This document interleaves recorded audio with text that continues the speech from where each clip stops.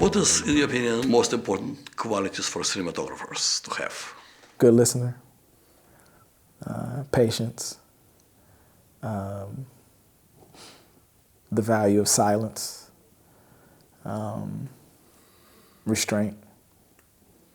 Cinematographers have to ultimately respect the fact that we can't always win, that we are ultimately there for the story. And then go to different side of the fence. What is, in your opinion, what is ideal director for cinematographer? An ideal director for cinematographer? I think the best director for a cinematographer is a director that's interested in curating their filmmaking process all the way down to the people that they hire. So to be a real director. To be a real director means not traffic cop. Exactly. And, I think the best director will say, "I've given you a story, and I know your work and I know your work and respect your work as a cinematographer. I've watched all the films. I've studied them visually. I've also studied them as pieces of storytelling, and I see what you're interested in, and I can actually talk to you about it in what I see. We can have a conversation about if I'm on target or not, but I have studied your work, and I realize that you are the only person that can actually bring that quality to this story, and I'm asking you to come participate with me in the process because I know you can bring something unique." Now, the next film will have a totally different literary impact, and you won't be right for it. But for this one, you have to shoot this film. That I feel like is what good directors do. It's very important. It's artistic element. Can you tell us? Do you see difference in style in few of your films? Are you will say as I'm working the same style, or you say, okay, this is done in this kind of style, and this kind of style? Can you tell us? Do you see difference in your style and therefore to approach to visual structure in your works, or because some DPs you can recognize, okay, it's him.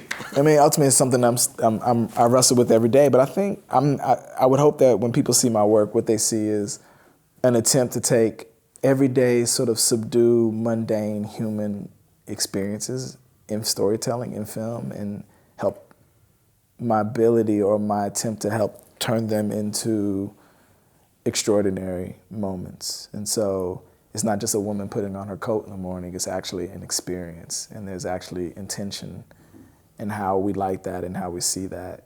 So it's not just a woman putting on her coat, but it's a woman putting on layers and layers and layers of backstories that got her to that point in the film. And so, something like Mother of George, I think, is the best expression of it, where it wasn't just about textiles or wardrobe that looked good. It was about the story behind that. And, a wedding is a wedding, but it couldn't just be that wedding sequence. It couldn't just be a wedding sequence. It had to be more than that. It had to be, in that film, we wanted you to experience a wedding sequence like you hadn't experienced a wedding sequence before. And so whether we succeeded in doing that or not isn't the point. It's the attempt to try to make those moments have great intention. Great intentionality is what I hope people see in my work. So for you, social aspect kind of overwhelming aesthetical aspect of the style, right? Yeah, I mean, I think all of us have aesthetics. We all have aesthetics, and it's in that film can only enhance that, but it can't make it. It can't create it. Human beings come to the table with their own aesthetic approach. Every human being has their own idea of what a red shoelace could look good in, and that I'm interested in. I'm interested in why would she put the red shoelace in the blue shoe versus the black shoe. That aesthetic decision for me is beauty. That is what makes life precious. That's what makes life wonderful. And so just when we think it's just somebody tying up their shoe, no, it's a decision. And so I think what I want to do and help me do in films is that let audiences know that everybody brings a certain level of intention to what they do, and that we should be helping enhance that. We should be letting the world know that we all have great intention, and that's part of our purpose on the planet, is that we make decisions that that not only not only affect us but affect our communities, the decisions that make us happy. And stories are ultimately, at the end of the day, us saying to the world that I have a story, and that though my story may not be about kings, queens, princes, and warriors. I don't see you making this film. No, I wouldn't make those films anyway. But though my story may not be that, my story is just important. I had a friend say to me one day.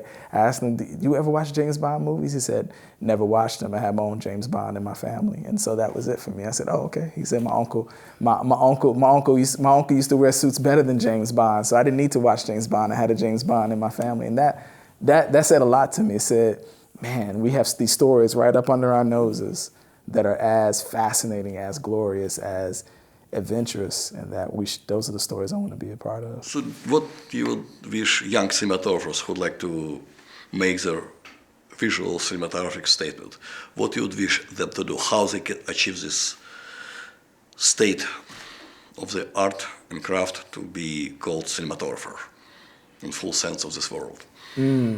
Know who you are and know where you come from. And once you know who you are and where you come from, you will be a successful and accomplished and achieved cinematographer.